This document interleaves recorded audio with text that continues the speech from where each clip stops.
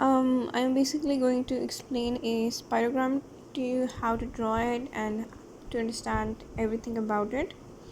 So first of all, on the y-axis we have the volume, right? And over here we have time, so 1000 over here.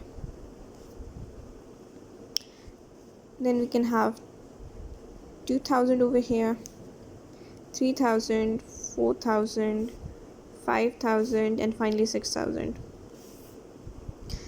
First of all, you have to draw a line at about a bit from the 1000 at about 1200, and it needs to be a straight line. It's basically showing a particular level. So if this fails to be straight, you need to know that you have to draw it straight. Yes, so what is this? What is this known as? This is residual volume, and this is the volume of air remaining in the lungs following a forceful expiration,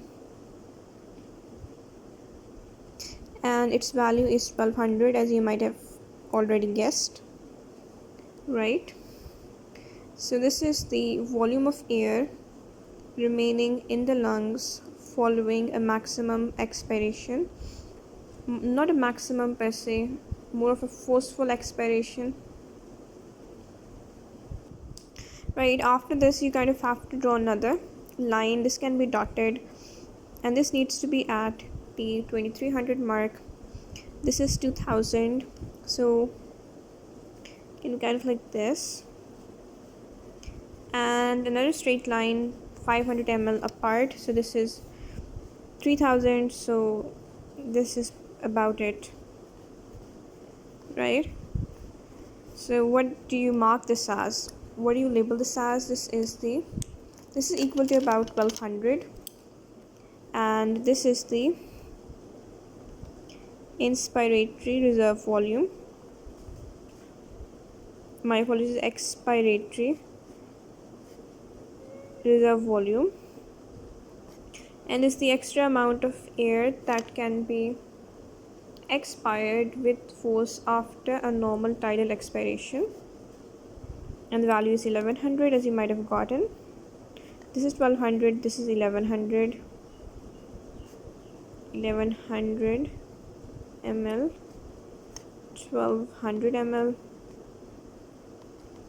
So this is tidal volume. This is your normal breathing.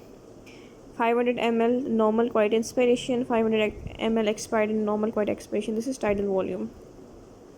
And then all of a sudden,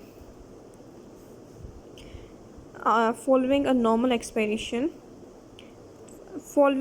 tidal expiration, you expire with forcefully, and you exhale out a further 1100 expiratory reserve volume, and this together 1100 plus 500, which equals 1600, is the expiratory reserve capacity. Then you begin to breathe normally again. Then after normal inspiration, you breathe in an extra volume by forceful inspiration, and the maximum amount is 3000. So this is 2800. This should be at about this level.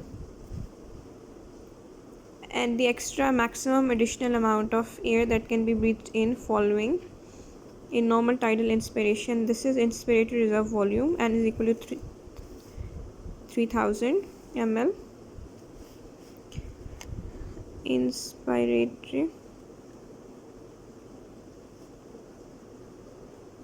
reserve volume, and these two added up is inspiratory reserve capacity. Then you have normal. Now something happens is that you have first of all normal inspiratory reserve volume, and then you expire maximally. This is known as the vital capacity, and the vital capacity is the maximum amount of air that you can expire after a maximal inspiration, or the maximum amount of air that you can expire forcefully after a maximum forceful inspiration. It's basically this over here, and it's like 3000 plus 500 plus 1100, that's 4600 ml, right? And after this, now if you kind of like this is total lung capacity, and is the maximum amount of air that can be contained in the lungs following a maximum